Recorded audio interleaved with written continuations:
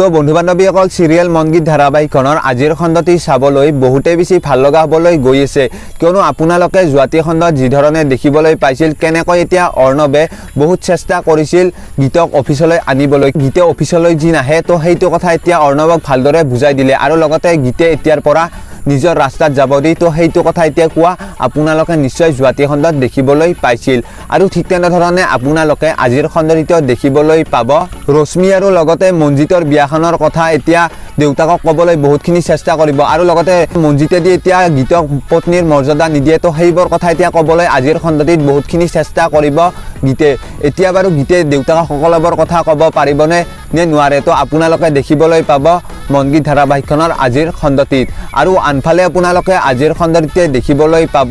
কৰিশ্মা আৰু লগতে কৰিশ্মাৰ হাজবেণ্ডজনক লগ ধৰিব আজি কৰিশ্মা আৰু লগতে হাজবেণ্ডজনে এটা ডাঙৰ প্লেন বনাব এতিয়া বাৰু প্লেনটো কি হ'ব তো আপোনালোকে সকলোবোৰ জানিবলৈ পাব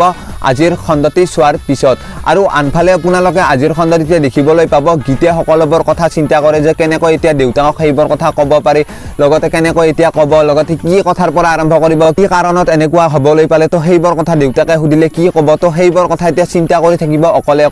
আৰু সেইটো অৱস্থাত এতিয়া ৰশ্মিয়ে দেখা পায় এতিয়া বাৰু ৰশ্মিৰ মনটো ঘূৰিব নেকি বাৰু নে বায়েকৰ এতিয়া দুখৰ কথা বুজি পাব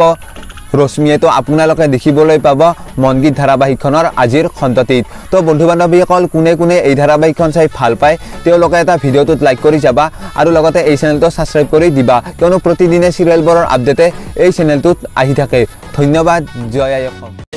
অসমবাসীলৈ মই মৰম যাচিলো অসমৰ এখন টান হৈ ৰচনা ৰচিলো মোৰ ৰক্তৰে ভৰা মোৰ গানৰ কলম হলো অসমীয়া আমি চব জয় আই অসম